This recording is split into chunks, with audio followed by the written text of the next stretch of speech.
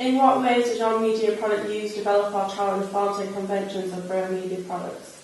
So basically, because it was the horror convention, we had to go for something quite original, but yeah, changed a few things as well. So some of the things we've done, like background, quite eerie music, like generic convention kind of thing.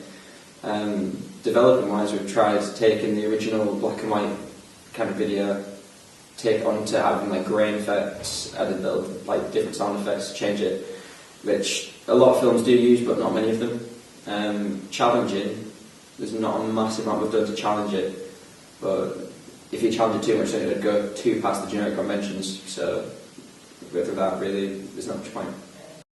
How does your media product represent particular social groups? So you start off with a character who's not a stereotype of any sort of like alternative or like outcast, seen as an outcast group, if you get me. So it's just a stereotypical like average person. Body language wise, there's nothing really that gives them away unless there's like bits that we put in to show that's meant to show that. So with like the scenes with the hands, things like that. The rest, there's no like shifty body language throughout any of the other scenes.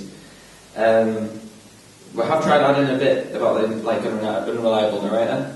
Obviously with the hands and everything, but that's another generic convention or horror. So just adding it in is just making sure it complies with the generic conventions. What kind of media institution would distribute your media product online? Well, we're using Eye-Opener Productions because it's a small like thing that we created, so that when we do release the film, we get rights over everything that happens to our decisions and the actual movie. We're distributing it through 20th Century Fox. It's got a very high marketing, and it's like got other competitors that will get us out there on the market. Like we'll try and compete with like Paranormal Activity, Saw, anything like that. It was quite a big gamble though, because they haven't released horror films before. But as it's a low budget film, it should be alright, and we should get a good chance of getting out there. Who will be the audience for your media product? Our main audience is around 15 to 25 year olds. We've also wanted to reach out to like adults by using a younger male main actor, so it'll try and draw in the younger and the older audience.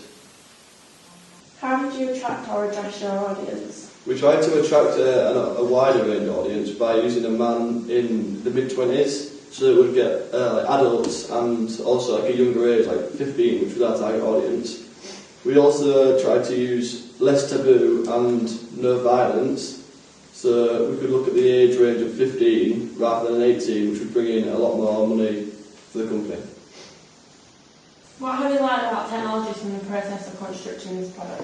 The camera was the first thing we had to deal with, and well, it shoots in a file called MCS, which wasn't really working with the computer because it shoots in Blu-ray, which the computer couldn't handle. So we just had to go and find a converter for that, but we got it sorted in the end, so that wasn't too much of a hassle really. For the computer, editing-wise, not really a massive problem. Because I've done a lot of editing before, so it was similar software, but then the computer. So putting them together with effects, things like that, wasn't a massive deal. So yeah. But just want to talk about the shots first, and you can say, oh yeah, we edited these by. Yeah. That's good. That's Ready? Okay, let's do this. No, I actually had to cough.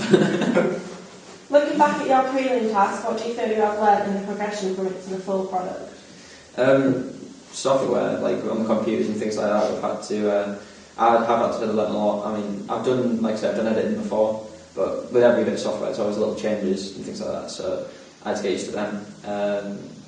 With cameras, things like that, I've never really done any work with cameras, so that was completely new to me. With the blog, I've never done a blog, so it was getting used to putting everything on the blog, everything from the camera, putting it changing all the things onto it, then studying it, putting it onto the blog, and writing about it. That was completely new to me.